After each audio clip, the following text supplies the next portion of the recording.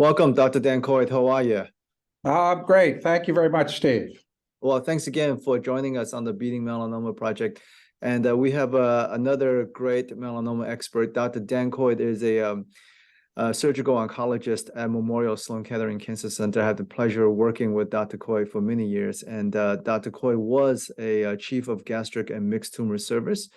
And also served as a co-leader for the melanoma disease management team, where he led a multidisciplinary team of surgeons, medical oncologists, pathologists, and other professionals at MSKCC, helping patients with melanoma. In addition, Dr. Coit has served as a member of the American Joint Commission on Cancer Melanoma Staging Committee, which is the AJCC committee, and the National Comprehensive Cancer Network Melanoma Advisory Group. That's the NCCN guideline, the group. You've also served as the World Health Organization on the Melanoma Committee and American College of Surgeon Oncology's group's melanoma working group. So the bottom line is you spent almost more than 30 years focused on this disease. And let's start with some basic question. In your mind, what do you think some of the greatest advancement for treating this disease? Well, it depends on when you frame it, Steve. In the last 5 years, I would say, perhaps. Because you can tell from the intro that I'm kind of a one-trick pony here, and I have been doing this for a while. And I'm going to go back a little bit more than 5 years because I think the trends are interesting, evidence-based, and really quite sustained. When I first started in melanoma, surgery was the only treatment for it.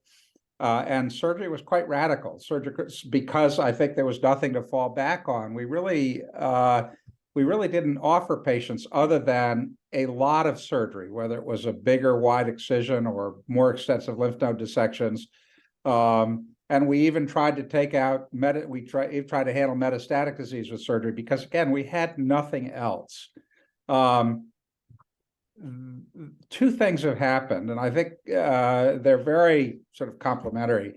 One is that the surgeons, even before there were effective systemic treatments available, but started worrying that we were doing too much surgery. And so there began a series of very structured, I think probably pretty brave at the time, randomized clinical trials to minimize the amount of surgery done. And that first started with margins of excision around the primary melanoma, which, as you know, when I started out, were big 5-centimeter incisions. And now we're trying to do little, 1-centimeter incisions, even on the worst melanomas, in the context of clinical trials. And at least as far as the primary melanoma is concerned, evidence-based prospective randomized clinical trials have really informed a dramatic improvement in minimizing surgery without compromising end results. That, in turn, as you well know, bled over into management of lymph nodes, where we used to take out lymph nodes in everybody. And now we're very selective about who, if anybody, requires a lymph node dissection in the presence of normal lymph nodes. This was the sentinel lymph node revolution in surgery that was really inspired or spearheaded by Don Morton. But even after Don died, that movement has continued as we are trying to figure out who, if anybody, needs clinically negative lymph nodes removed. And that kind of evidence-based paradigm shifts, I think, are they've been really important, and I'm really proud to have been a part of all of that, because it's the same results for less surgery. Then if you sort of fast forward to, I'd say, the last 8 or 10 years, not just the last 5,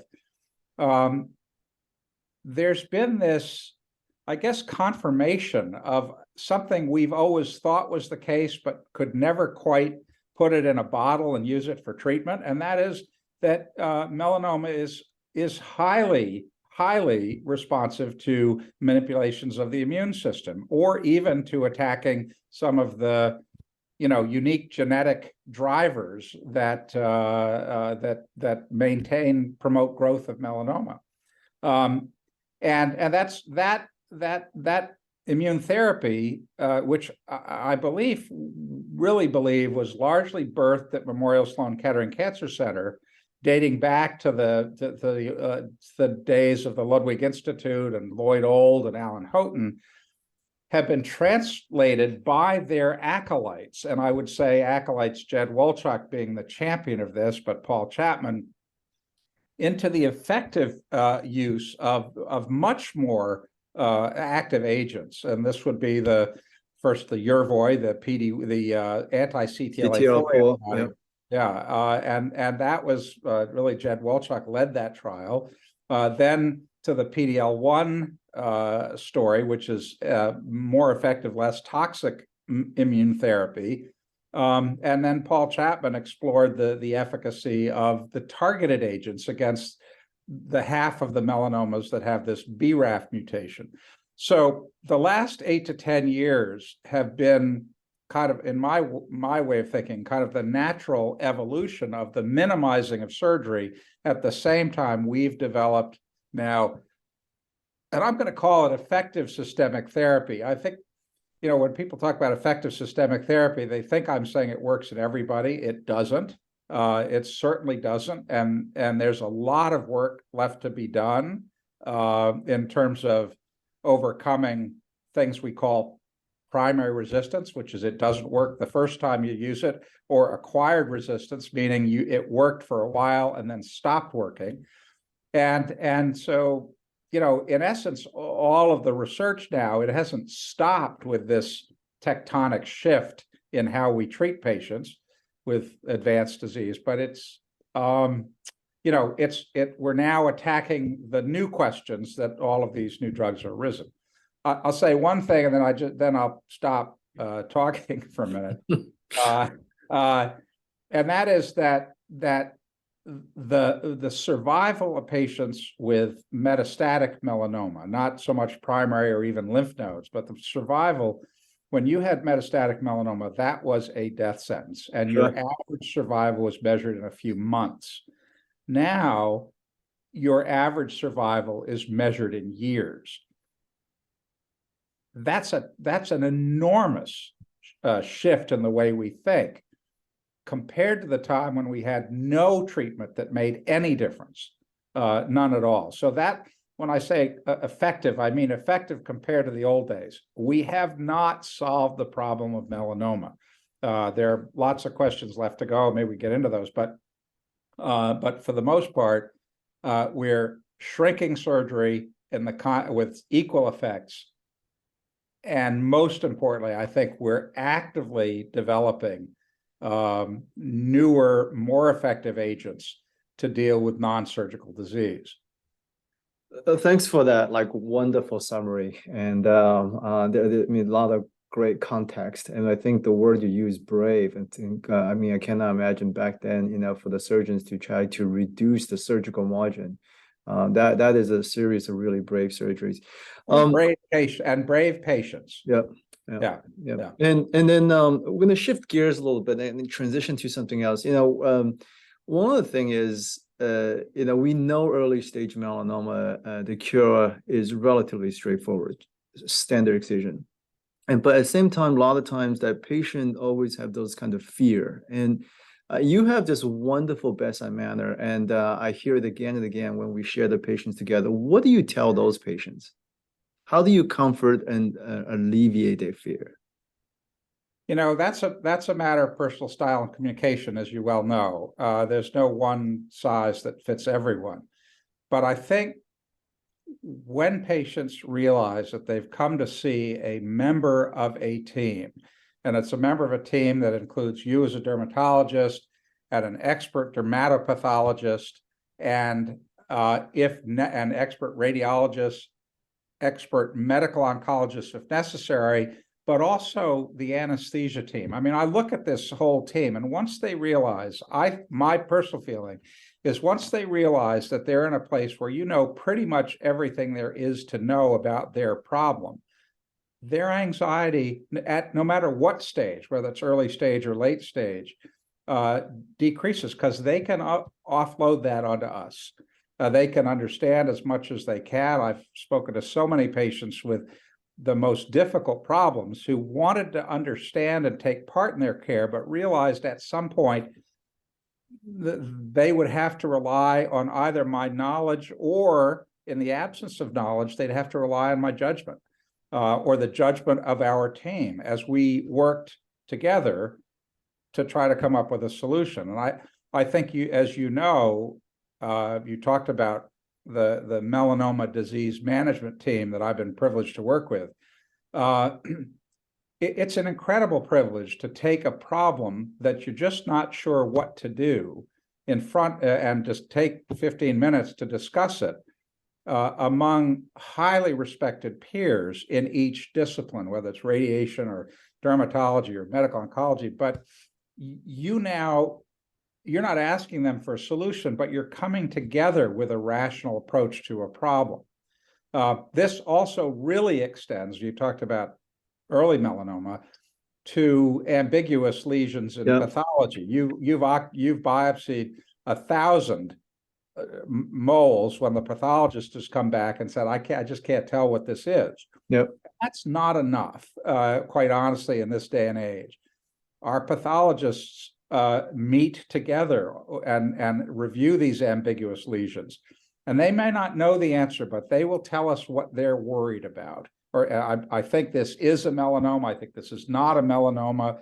Obviously, lots of new techniques in pathology that help them sort of nudge them one way or another. But I think, to answer your question directly, it's probably less my personal style than it is conveying to them that they are in the right place and that we have resources that we can really bring to bear to help them solve their problem, or at least manage their problem if we can't solve it in the best possible way.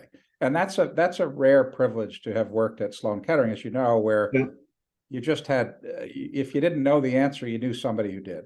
Yeah, I think I remember those Fridays, the disciplining team, and we had in the dermatology, we had those sessions as well. Pathology had those sessions as well. It's always a team-based approach to solve really difficult cases. I'm going to transition a little bit. You credited Dr. Mon for sort of leading the effort in creating sentinel lymph node biopsy, but you played an instrumental role in all of this. Can you just walk a patient through all that process, right? And then, you've been doing this since 1991, you spearheaded everything. Imagine, if I were a patient coming to you, right, and I had a melanoma breast cell thickness 1.2 millimeters and no ulceration, and I'm a young guy, let's say I'm coming to you, how do you start that consultation process? Yeah, that's a great question. We kind of divide the conversation when we're talking to a patient about, listen, there are two things we need to talk about today. We need to talk about your primary melanoma, and we need to talk about your lymph nodes. And we do that with pretty much everybody, regardless of the risk. We understand a huge amount about the natural history, the biology, and the relationship between primary tumor characteristics and risk of spread to regional lymph nodes. But before I go into the conversation, I just want to say that Don Morton, he didn't invent this technique. This technique has been around since the dinosaurs wandered the earth, but he refined it and applied it to melanoma. And once he figured out how to make the technique work, and just as an aside, I remember flying out to California with a bunch of my colleagues and watching him do 6 or 8 of these cases and taking 2x2 Kodachrome slides and bringing it back and showing my tapes, like, we really got to do this. That was really fun, particularly when I was told by the nuclear medicine people that it couldn't be done. It was absolutely impossible. And then 3 years later, they were publishing abstracts in national meetings. I mean, that was a fun time. But what he demonstrated is that with this technique of lymph node mapping, that you could identify the regional lymph nodes in melanoma that melanoma cells would travel to if they were going to travel.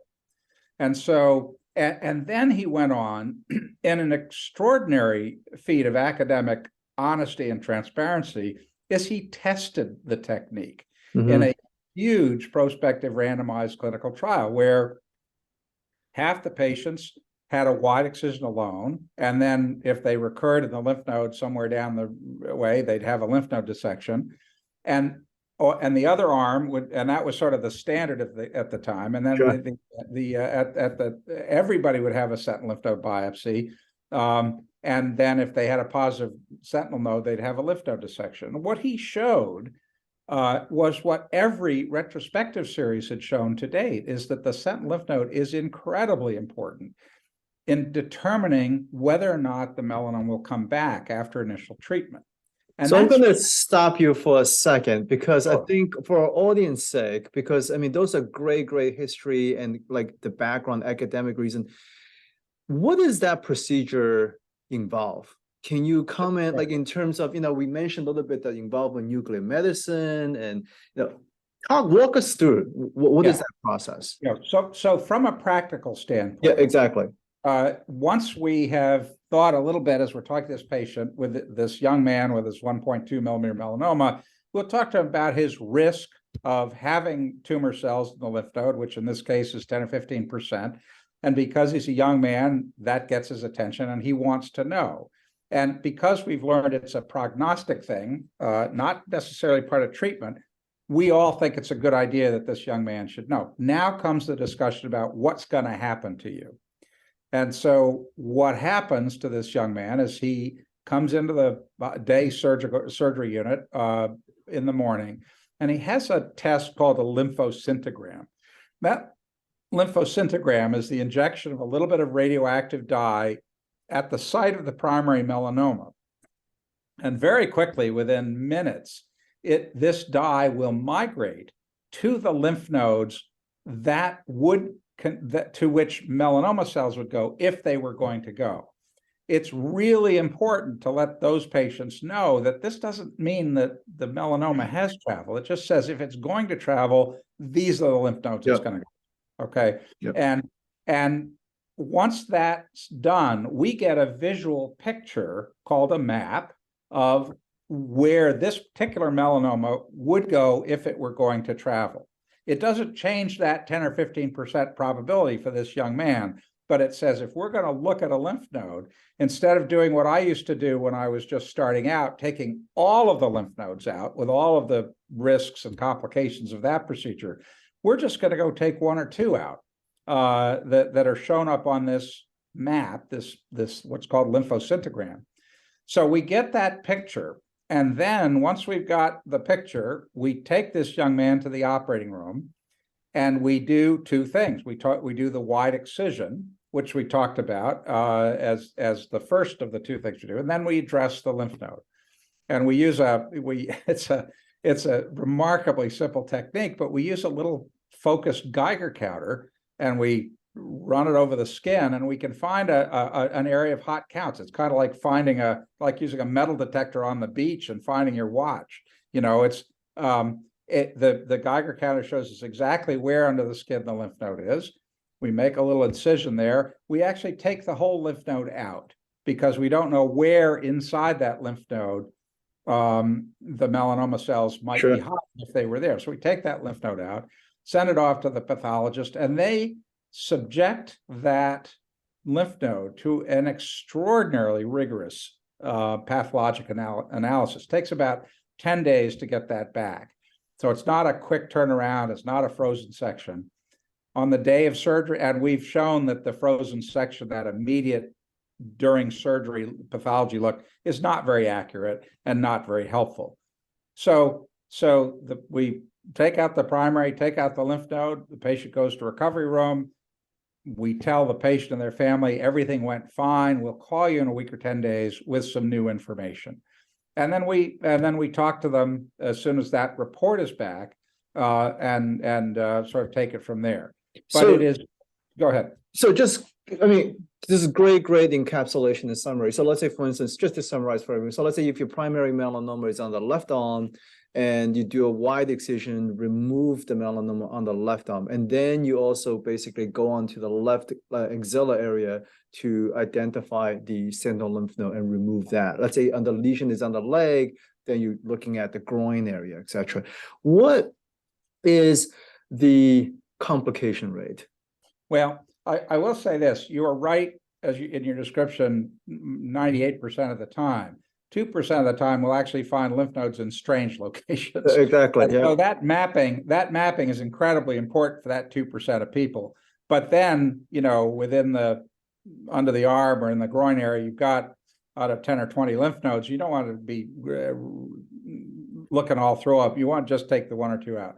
Now, what's happened is that the complication rate, and the complications can range from simple things that happen with every operation, like bleeding Sure. and infection, exceedingly low, to things that happen when you're working around lymph nodes. There's some little nerves that often run through the lymph node basins, and probably 5 to 10% of patients will note some usually transient numbness or nerve irritation after these procedures.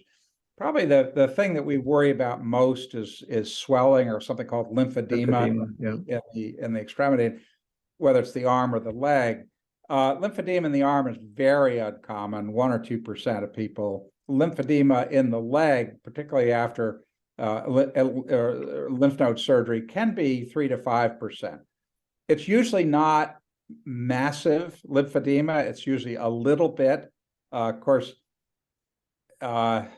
perception is everything, and the physician's perception of the degree of lymphedema is never the same as the patient's perception of the lymphedema, and we completely recognize that.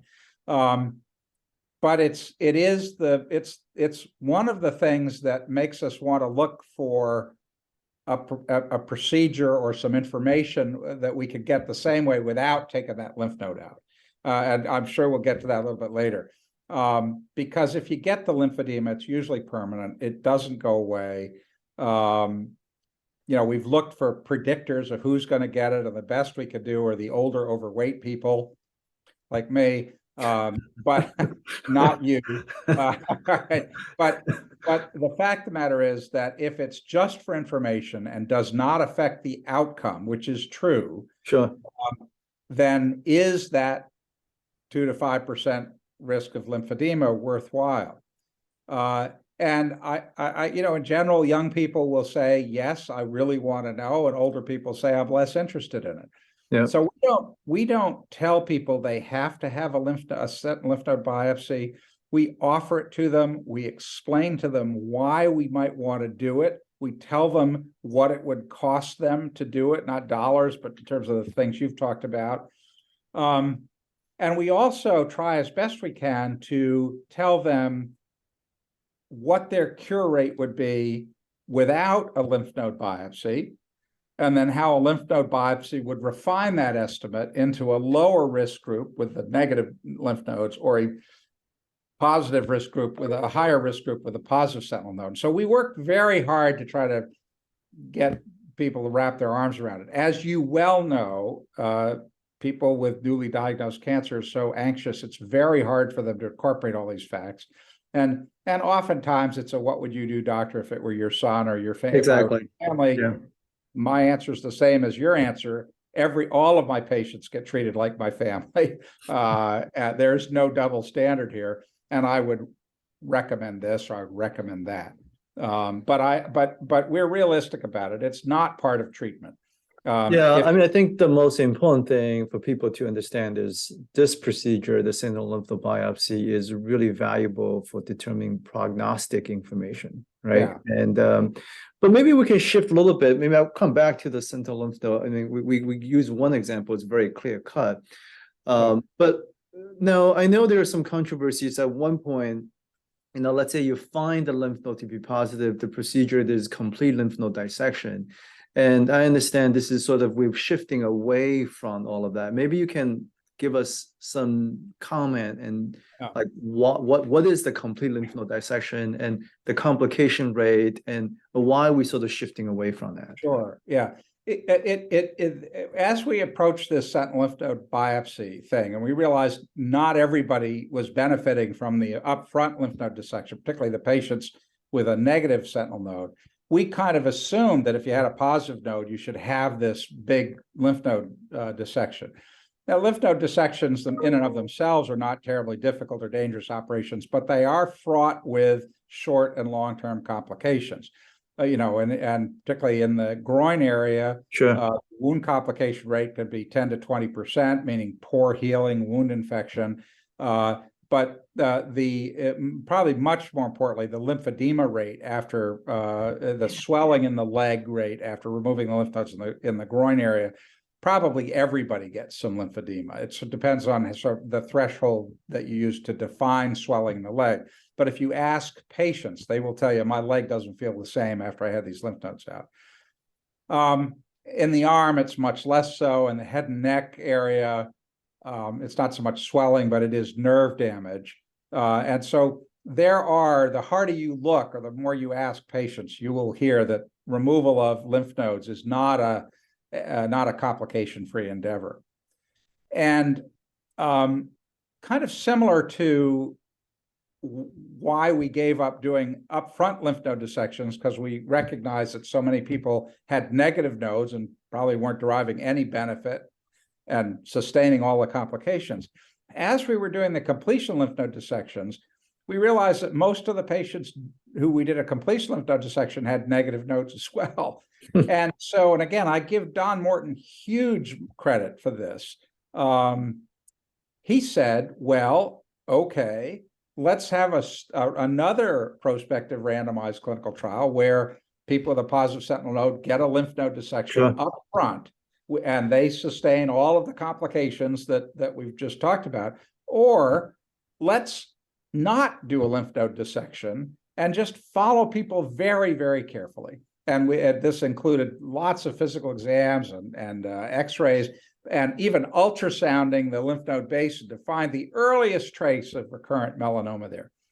And what he found was that if you followed patients, if you did an upfront lymph node dissection, completion lymph node dissection, or followed patients and only did the operation if you found recurrence in the lymph nodes, the survival was exactly the same. It was completely indistinguishable. And the great thing about that trial was there was another German trial going on at the same time, which found exactly the same thing. And I was involved in the sort of safety review of the Morton trial, and I was asked to review the paper which was published, and then asked by the New England Journal to write a short editorial about it. And this has nothing to do with me, but I wrote that this is these two trials taken together are unequivocal and practice changing. And the New England Journal wrote me back and said, we don't use words like that in the New England Journal. And I kind of arrogantly said, well, if you're not going to use them, you have to find somebody else to write the editorial, because that's what they are. And they blinked and they published that it was practice changing. Yeah, I remember you mentioned in that I remember when the study was coming out and you were going over this data with us during one of this the melanoma group meeting. So I remember that moment very well. And so is it safe to say at this point, I mean, at least at Sloan Kettering and your colleague and your team is no longer moving towards the complete lymph node dissection at this point, especially given all this immunotherapies and all this the progress with the medical oncologist field, everything. I want to comment on that because we did not participate in that clinical trial, the MSLT2 trial of completion lymph node dissection versus observation, principally because we pretty much felt that the completion lymph node dissection was a waste of time. Yeah. And so we offered patients a choice of no lymph node dissection, close follow-up, or completion lymph node dissection. And the patients were very clear about voting with their decisions. And we said, we can do whatever you want. We don't know that it's safe, but we know we're going to follow you carefully. And by the time those two randomized trials were published, 100% of our patients across all of the disciplines in medicine and surgery had elected no completion lymph node dissection. Yeah. So the patients had kind of figured this out. Now, here's the very interesting thing about prospective randomized trials, which I hope is of interest to your audience. The National Cancer Database, there was a paper written that suggested that when completion lymph node dissection was kind of mandated as the standard of care, up to 50% of patients were already saying, I don't want it. Yeah. Okay. And that was, to me, fascinating. And most of these were patients who were not associated with big. And they didn't want it. Is it because once they heard about the complication and the lymphedema and all that? Because at that point, we weren't really sure about the overall survival, right? Right. That is 100% correct. That's 100% correct. But again, when we were saying we're not going to do it, we said, well, we're going to follow you as if you were in the trial. So we're going to do ultrasounds. We're going to be all over this. You're going to have to, if you're not going to have this, you got to come back to us for lots and lots of follow-up. And it worked out because we didn't find any difference either. Looking back, not as valid as a prospective trial. The period on this sentence is that they recently looked at the rate of completion lymph node dissection after those trials were published. And still about 35% of patients are being told they need a completion lymph node dissection. But so even 2 randomized trials and an abundance of retrospective data were insufficient to change the practice of surgeons who still thought there was value to that operation. I mean, I think this is why, this Beating Melanoma project and your time and your insight is very valuable, right? Because not everyone will have access to you. So, when people watching this, listening to this, and hopefully they have a better understanding about how to make their decisions. Yeah, I think they do. I agree with you completely. Yeah. So let me we got like very few minutes left, and I want to go back to the sentinel lymph node biopsy. I give you a very clear-cut case to sort of decide to proceed with lymph node biopsy. But what happens if someone comes in 50 years old, let's say, right? And you got a melanoma 0.8, no ulceration, let's just say it's not transected at the base. At that point, how do you talk to that patient? And with understanding, if you sort of ribbon cut this entire first biopsy, you probably will find certain area of the tumor to be greater than 0.8, right? Yeah, and how do you counsel that patient? Because that's the gray zone. You got 6 issues that I have to finish in 6 minutes. But the first is that it used to be that shave biopsies were frowned upon. Shave biopsies are just fine. You make the diagnosis, we'll treat it. In the absence of visible residual melanoma at the shave biopsy site, the number of people who are upstaged at the re-excision is less than 5%. So the initial biopsy, you have to first decide, is the initial biopsy representative or informative? That's the first decision, and most of the time it is. Yep. From that, you have a starting point of what's the risk of a sentinel lymph node biopsy. And in this a positive sentinel node, which in this guy is about 5 or 6, 7%, right? Yeah.